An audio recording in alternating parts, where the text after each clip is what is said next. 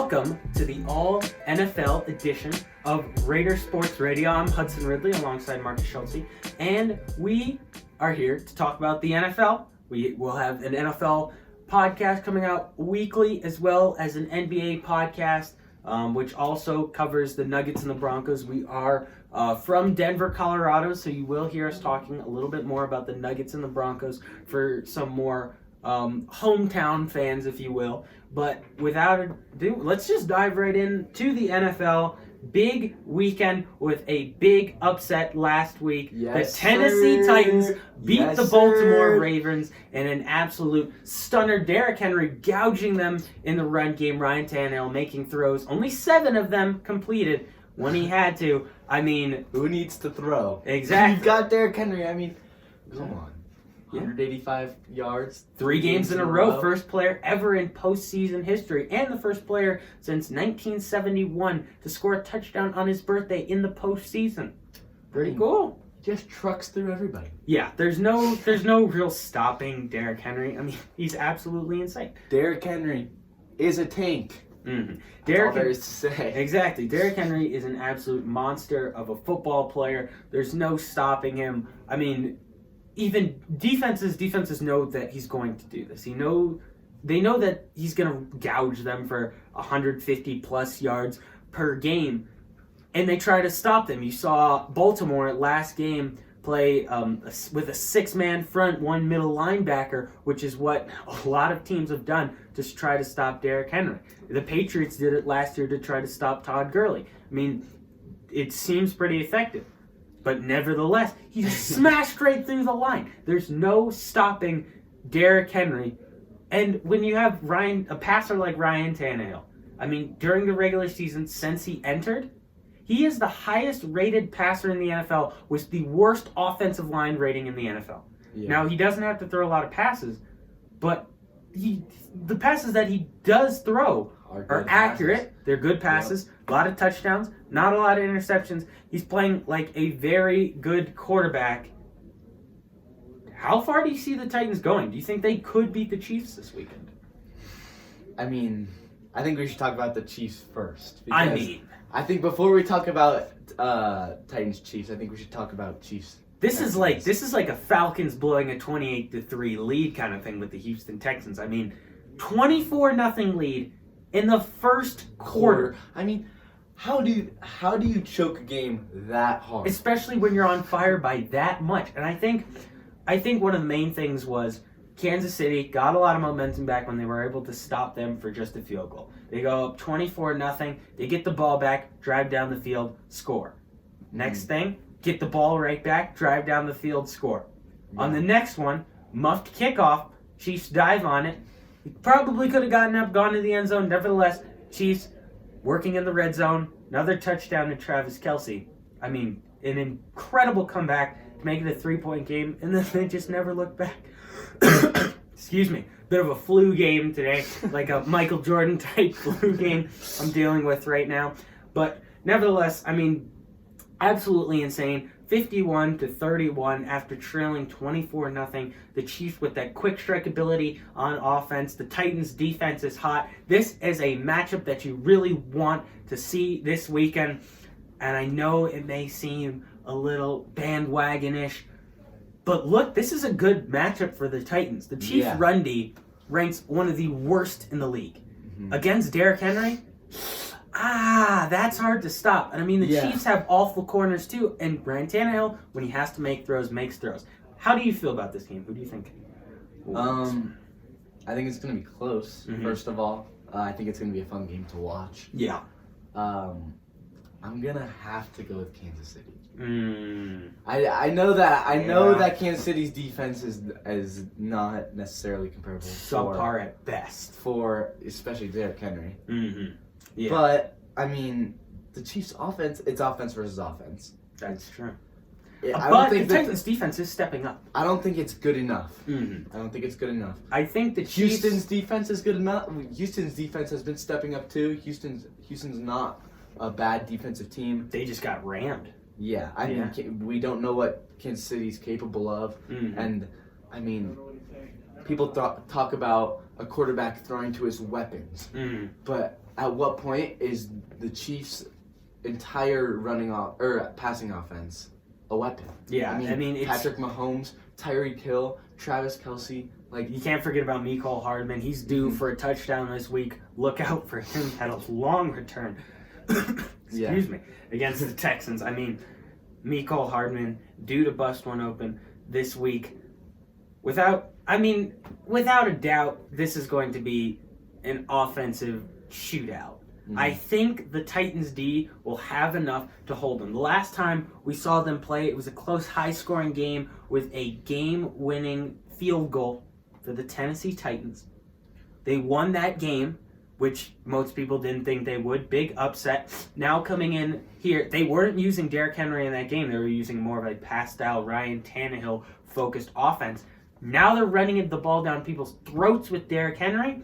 This is going to be an offensive shootout. A team that you know is going to run it, you can't stop the run, and a team that you know is going to go for big 50-yard chunk plays. Yeah, we just talked about who I thought would be winning this AFC Championship game, but I'm thinking about it more. I think I'm gonna go with the Titans. Did I persuade you with that one? It's not even that. It's that they shut down Lamar Jackson, the best quarterback in the league right now. Yeah, I mean, you saw those designed QB runs if you watched the game on like third downs where you try to bounce it to the outside. Those middle linebackers, especially Correa, stepping up in a big way after being cut by the Ravens only 2 years prior, coming to the Tennessee Titans, stepping up in that middle linebacker spot, being a spy on Lamar Jackson, following him around the line. You saw it was a big fourth down play towards the end of the game that they needed. Correa comes around the edge as Lamar Jackson tries to cut him up and like stuffs him. It was absolutely insane.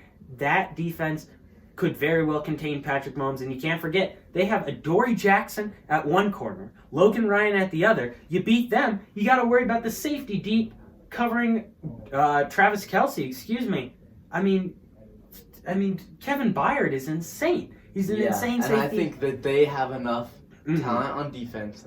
Now I'm thinking about it. I do think they have enough talent on defense to pick apart and ultimately destroy this Kansas City offense. Our winner this week for the AFC Championship, we have the Tennessee Titans, focusing now on the NFC, the Packers, the 49ers.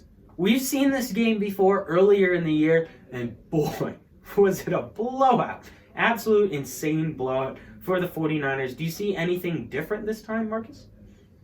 I don't. I really don't. I mean, Green Bay, for being a third seed, probably the worst third seed team I've ever seen. Yeah, undoubtedly. San Francisco's gonna pick them apart and win this one. I mean, we saw last week the Packers kind of struggle with run defense, even against an older Marshawn Lynch. Let's take this back even further, okay? Because people are giving the Packers a lot of credit right now. Last week against the Seahawks, people were like, oh, well, the Seahawks almost beat the 49ers, and they did, at one point, beat the 49ers this year. There was a big difference between that game and the game where they played the Packers, and his name is Chris Carson. And Chris Carson was hurt for that game. And people don't understand, when Chris Carson is hurt, the Packers defense knew that they weren't going to run the ball a million times if the pass game wasn't going to work with Marshawn Lynch. He's too old for that. So that not only eliminates the run game, that eliminates the play-action game. So now you only have the pass game against the Packers, who have pretty solid corners. So you can't give the Packers too much credit in that matchup. They did what they had to do. They took care of it. They didn't get that first down at the end of the game. Way short on that play. So they're giving them way too much credit. And a San Francisco team who showed you last week their defense is the best in the league. They stopped the run, they held the run, and they did not let anything go with the run. Dalvin Cook was held to under 20 yards. I mean, that's absolutely insane. Dalvin Cook, one of the best weapons in the league, held under 20 yards. And then they just ran the ball down their throat. I don't see anything changing in this one. Our Super Bowl matchup as it stands right now, 49ers-Titans. Did you picture this at the beginning of the year? Definitely not. I mean, I remember watching a quick little talk show on ESPN about predictions for the 49ers. I watched somebody pick the 49ers. 13-3, I saw. Yeah. Yeah. I mean, It's absolutely insane. They had in that same podcast they had the Browns going 14-2, and not sure about that one. The Browns didn't even make the playoffs. I don't care who the Browns have. How do you like that coaching hire though? Their new offensive coordinator from Minnesota, who only totaled, I think it was 179 yards against San Francisco's defense. I mean, come on. Not even 200 yards in an NFC Championship game with an offense that arguably has the most weapons, besides the Cleveland Browns, in the entire NFL. You're their offensive coordinator. You can only get 179 yards. It's absolutely pitiful. Nonetheless, he got that starting coaching job. And from that, we go to another member of the Browns that you may be seeing making the media runs. Odell Beckham Jr. has a warrant out for his arrest. I mean, Odell Beckham Jr. is looking a little bit like a clown. Yeah. Right now. I mean, if it was okay, so here's the situation, I guess. Mm-hmm. LSU wins national championship for college football. LSU alum Odell Beckham Jr. That's the reason. Yeah, he's in the locker room. He's in there partying in the locker room with all the players, having a good time. Mm-hmm. And a police officer is talking with an LSU player. Mm-hmm. Seemingly trying to break up the party. It looked like this player that he was talking to, I believe, was a freshman or sophomore. He was an offensive lineman trying to have some fun. They just won the national championship. But they're having their conversation, and Odell Beckham Jr., there's a video of it. You just see him kind of looking at him and giving the police officer a little love tap. Love tap on the south on the old side. behind. Gives him a little smack. We didn't think much of it when we saw it. It was just like a funny thing. I laughed personally. I think it's kind of funny, but at the same time, the New Orleans Police Department did not take it the same way. Mm-hmm, you definitely don't smack a police officer on the butt. I mean, you've got kind of stupid. No matter how much money you have, no matter what your social standing is, and he'll be fine. What I most likely believe is going to happen, he'll be arrested. He'll be put in custody, but he'll get out on bail. Big surprise. Yeah, big surprise big with all that money. Guy. He'll most likely hire the best lawyer possible, and that'll probably get his charges dropped, most likely. So I don't believe that Odell Beckham Jr. will receive any backlash for this. But another story that's making the rounds, if you follow NCAA football, Odell Beckham Jr. after that game was seen giving money to players. Now, people have some questions about this. Some of those players included Justin Jefferson, I believe Jamar Chase was one of them, and Joe Burrow. Now, here's the deal.